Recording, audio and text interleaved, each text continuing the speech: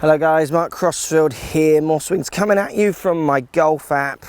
We've got another slightly leftward swing, hard to tell, but we'll talk on a leftward kind of path, discussion point, a few ideas maybe, how to get that path moving more right to change the curvature of your shot, change that shape a little bit for you.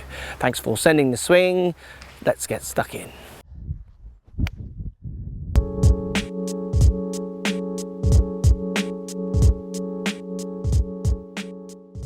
Right guys, interesting swing here, really neat, lots of good movements. I mean, if I was doing a lesson with you, I'd like to look at your dispersion first, so we'd get GC2 on you and hit a selection of shots with a few clubs and see actually how you're dispersing it.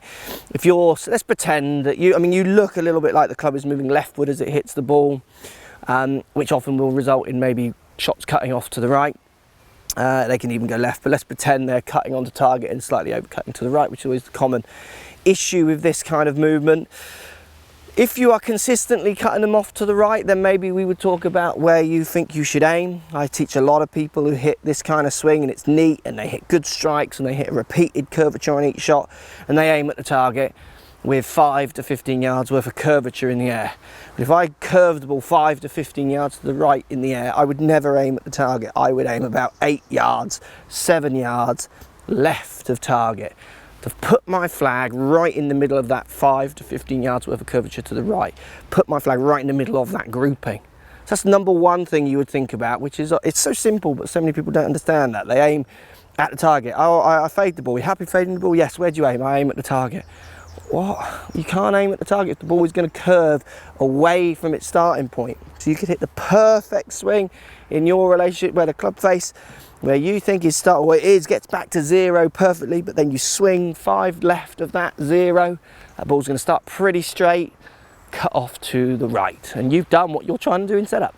So you've got to try and move your aim if you're going to move with that fade. Let's pretend we want to move the path a little bit, which lots of people do. Classic example of getting quite narrow, I would call this. So the hand's quite close to the right shoulder. Very hard for me not to hit across the ball from there, so almost try and create some space on the downswing away from me to make a swing, to make a hit. For me, I would be interested in trying to see you hit a few shots where you create a bit more width.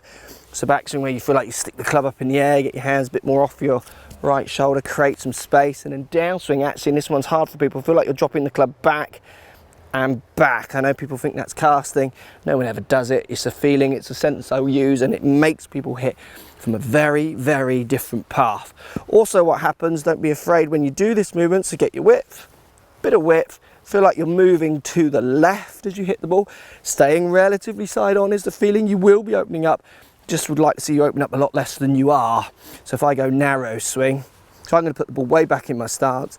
That makes me feel like I'm going to get really narrow. I am going to hit this ball by massively opening up, dragging the path and the face a bit left, because I feel like I'm going to cut it. I'm going to react to that movement. A bit more width. You'll find it's so easy to change the path if you change it. Not always is it about just moving on a 2D screen this way. Actually, the width that you get this way or not can make a big difference to the path for people, massive difference often. One-handed swings are quite good, just right hand holding down a grip. So you'll find this hard and feel strange to put it just on your right shoulder. So just feel like you're moving it away from your right shoulder, downswing, feel like you're dropping it down away from you, and then swinging through. As you swing through, feel like you're trying to get the club face to catch up with the handle. So again, bit of space, rather than this kind of tight and then leftward action that we see. It's a good swing. 2 thoughts there.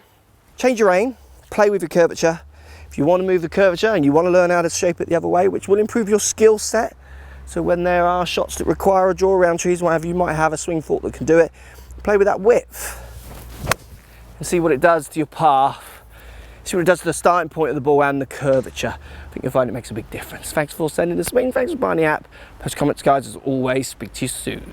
So if you like what's going on here, don't be afraid to subscribe to the channel. Also, thumbs up the video. Post comments. Love to hear what you guys got to say. Let's keep it social. The more we talk, the more we share, the easier this game will get for everybody. So if you want to find me on Facebook here, you can find me on Facebook. If you want to tweet me, find me on Twitter here as well. Just follow the links, all in the description. Come and join the show. Get active, get involved, get playing some better golf. Thanks for watching.